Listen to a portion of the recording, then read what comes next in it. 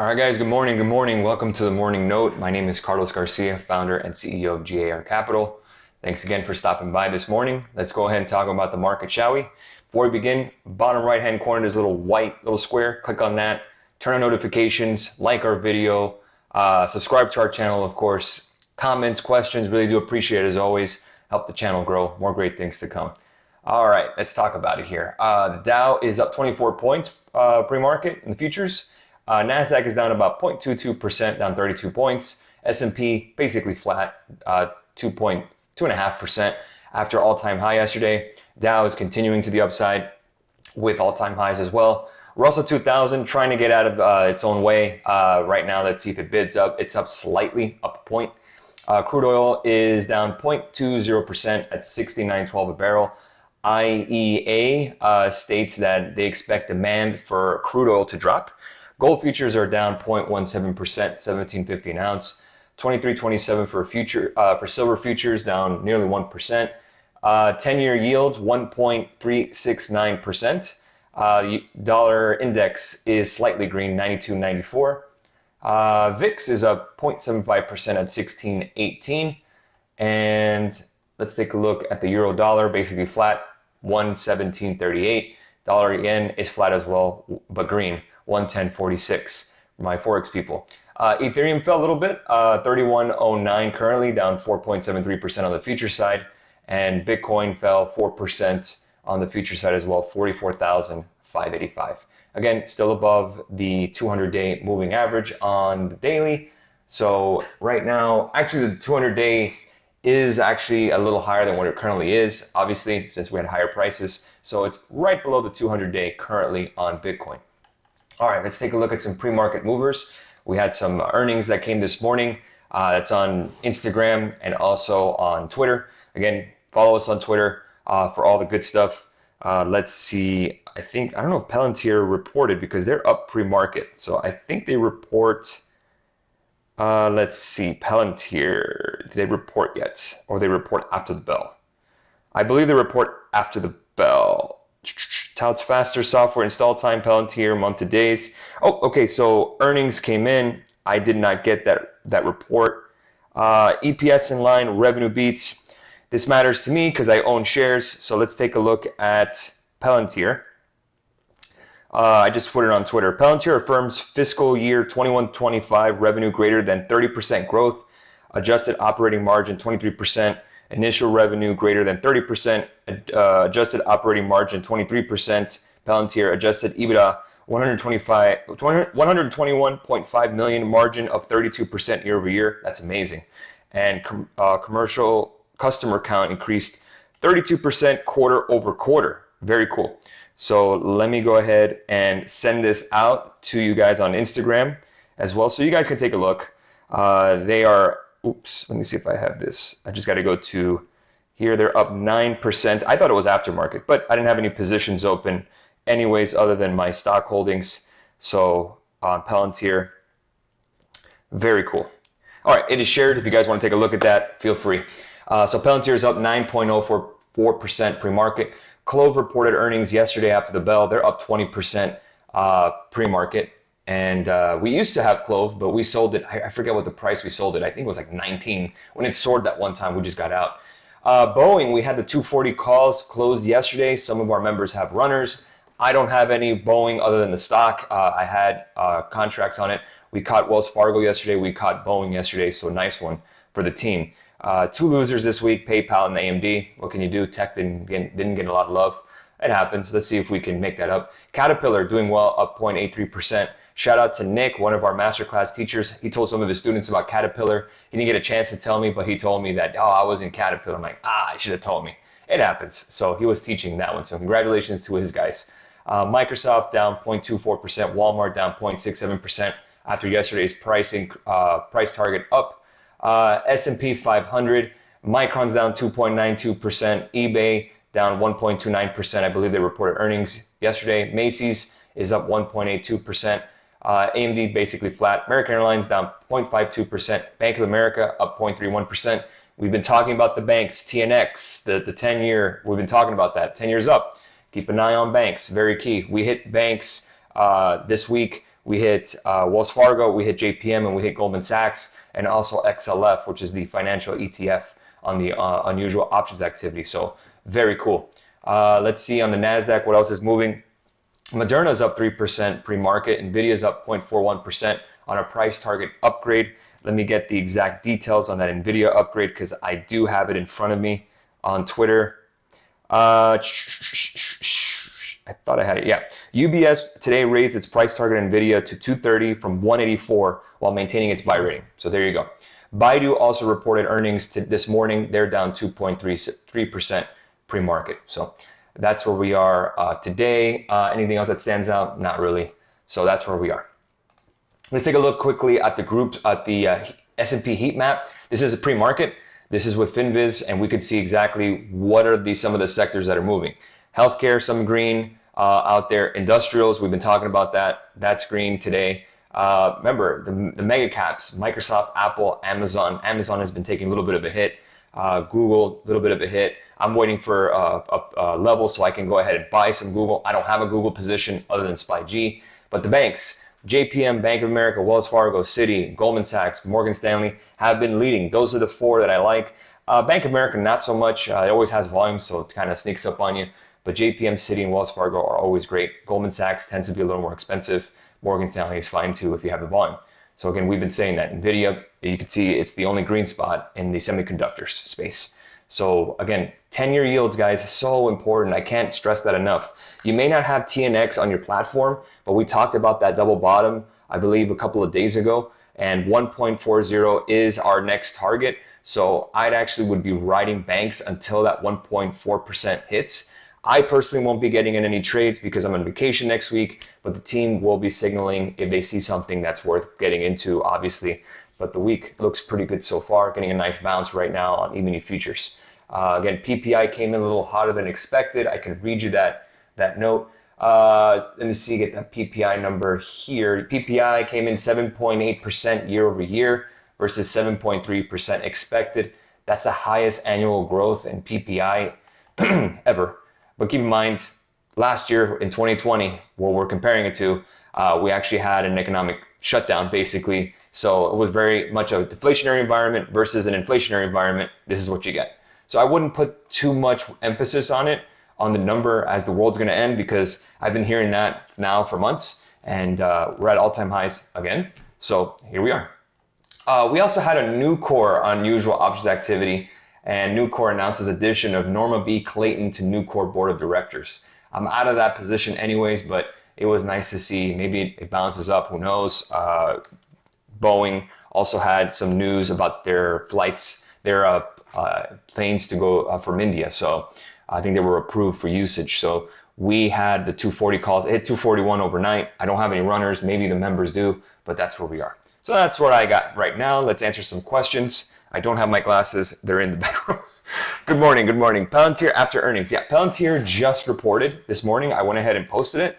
Let's take a look at it. Finally broke through the level I was looking for, 23.12. I didn't want to play earnings again. Let's take a look at the daily together, and we can give a little more perspective. 24.37 now. I'd rather wait for a $25 break. If that does break, then I would take a look at possibly the 26s. But until then, you need 25 to break. Does it break today? Possibly, but it's nice to see that it's a nice move. Palantir is definitely worth a lot more than $25 in my opinion. $27 is your next double top, as you can see here, $27.50. So again, you have a double top here. So let's see if that's resistance. So 25, you can play to 26, if not 27, maybe for next week, but check the volume, worst case. What are your thoughts on UMC? UMC. United Microelectronics, I've never heard of this name. I don't know what they do, so I really can't give you much details on it. I just don't want to BS my way into it. But there is a gap to fill to the upside at $11.19. I don't know if there's options on this thing, but maybe if you want to take a look at the break of the 50, right around $11, then you can possibly target about $11.19. I doubt there's options in this thing. What time do you usually scan for a new option activity? That just depends. I mean, you could start it waiting like 9:45, 10 in the morning. You could do it throughout the day. I wouldn't do it right at the open. I would probably give it a couple minutes. Sometimes you see something, sometimes you don't. Do you like gold and silver as long-term investments? I have gold and silver coins in my safe. I also have a platinum coin. Gold is okay, don't get me wrong, for jewelry. I just don't think they're a great investment. I think they're a good wealth preservation because it's supposed to fight inflation, I guess, but it's actually underperforming inflation the past 24 months. So again, it's really preference. I'm not a huge fan of gold. I have some gold, but again, I wouldn't put more than maybe 5% of my portfolio into it. And I think that's much, depending on your age. Again, if you're an older gentleman or older lady that's like 85 years old and you want to preserve your wealth, yeah, gold makes sense. But in your 20s, I'd skip gold, to be honest with you. Unless you want a gold watch or something, or a gold necklace or a gold bracelet, and it's jewelry, sure. I mean, I'm not against it. Uh, Thoughts on TTCF? TTCF, let's see. Tattooed Chef, I think I had this question on Instagram. No, I think I had this question on Investment Club. I believe it's a restaurant. Restaurants are very difficult to trade, and not only that, but to invest in. It's a very volatile business. I don't know much about this company. I don't know what Tattooed Chef does that's different than any other restaurant.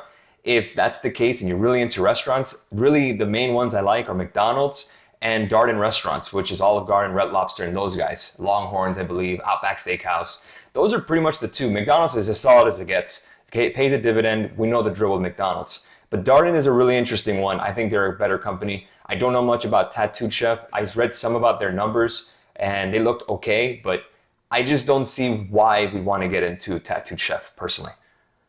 Square. Let's see, Square. Square I've gotten a lot of questions about. Square, again, guys, down pre-market at 270. I would not touch this stock right now. Tech is actually getting rotated out for value names. What are the value names? Materials, industrials, financials, energy. With rates up, as you can see on the TNX, 1369, closing into our target of 1.4% yield. If it breaks it, ride those banks. If it doesn't, then you know we're going to rotate back into tech. So again, very, very important to see. Right now, as a tech investor, what you're looking for is opportunities to buy some stock, not to buy calls, that's for sure. If you want to buy put short term, maybe, but that remains to be seen. Let's see, do you think the industrial bill will affect crypto, something taxing crypto? I mean, that's expected, to be honest with you, but honestly, this kind of move is all technicals right now. I still have a high level for Bitcoin to come back up. Again, above the 200 days, what we needed, we got that. So let's see over the weekend, as we notice, Bitcoin is for cryptos, weekends are for crypto, excuse me. So again, during the day, during the week, a lot of people are just focused on equities, energy, and all that stuff, commodities. Bitcoin tends to get all the love in the weekend. So let's see what the weekend brings. Roblox. I own this stock too. Roblox, let's see, again, right at the 50-day moving average on the hourly. It is down pre-market. Again, another tech company, so I expect them to be under a little bit of pressure here with a rotation. So not much to do here on Roblox. If you're looking to buy some more, I have a buy level at $70, $70.30. Until then, there's really nothing to do. Are you watching Diz today? I believe Disney reports earnings, so I'd be very careful. I would not play earnings here. You can see on the daily, pretty much just range bound, not much going on. I own shares of Disney. It's coming up towards resistance right around 180. You could target 180 if you're feeling that type of person that wants to be a gambler here. But it is an inverse head and shoulders. So you can see shoulders, shoulders in your head, right? So again, 180 calls, I'm pretty sure they'll have the highest volume on the board. If you want to trade that, go for it. But again, do so at your own risk. We'll see what we get. Amazon, Nvidia, good time to buy the stock. Amazon, I'm neutral on it currently because I believe it still has a little more downside to go. Amazon needs to be at 31.38 for me to buy some more shares. And Nvidia, I love the stock. I own the stock. And they were just price upgraded by UBS. They're up about $1 pre-market. So my buy level will be right around 150. If it gets to around 160, I'm okay with Nvidia as well. But 150 would be great.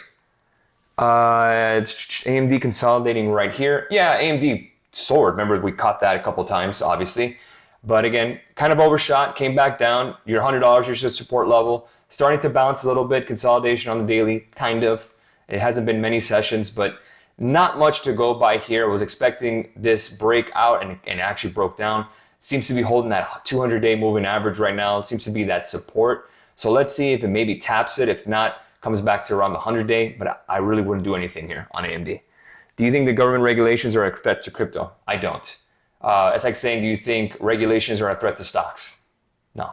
I mean, if crypto's only thing that you like about it is that it's not regulated, you might as well sell now because everything is regulated. That's just reality. We're in a very globalized economy. There's no such thing as being off the grid. There's no such thing as unregulation anything. That's just the world we live in. mRNA, which is, of course, Moderna, bouncing off that 200-day on the hourly, yes, probably a good time to buy, if anything, if you're looking to. If you're looking for a little more deep discount, there is a gap to fill right around 260. Would I short here? No, I wouldn't short here either. Would I buy here either? No, I wouldn't buy either. But again, you can see it's back above 400. It's a tough one. It's a lot going on. So again, you buy calls or options at your own risk. But to buy the stock, again, a little more stable. Obviously, you don't have to worry about expiry. So right here would probably be a good level if you were looking to buy the dip on a Moderna. I wouldn't go full position, maybe buying blocks or slight blocks, and you can go from there. Options on DJUS30 directly. You're talking about the Dow Jones. That would be YM. YM is futures. We have our position open. Let me see exact level that we got in, because we've been holding this trade now. Whew. Let me see exactly. I'm looking at my Discord now with the team. We got in right at 34,810. So we're right around 400 points. We got in right here, 34,810. We're still holding it. It's a breakout on the Dow. I believe we are up 590 points currently on the Dow. It is very nice. You can see it's at all-time highs, obviously. So showing you charts here is kind of pointless on the Dow. But again, we're still bullish because they have a mixture of value names that are beholden to the 10-year yield, which again, we're bullish on. So yes, I would say ride the Dow, but you'd have to swing it for a little bit. I wouldn't do any short-term stuff on it. Okay, guys, we'll leave it there. Have a great rest of your day. We'll catch you guys tomorrow for the morning note, and that'll be the last one for the week and the week after until I get back. Have a great rest of your day, guys. GARCapitalFX.com. When I come back from vacation, we will do a live trading session for free here, and I'm sure you guys will love it. Let's have a good week, end of the week. Let's have a good Thursday, and we'll catch you guys later.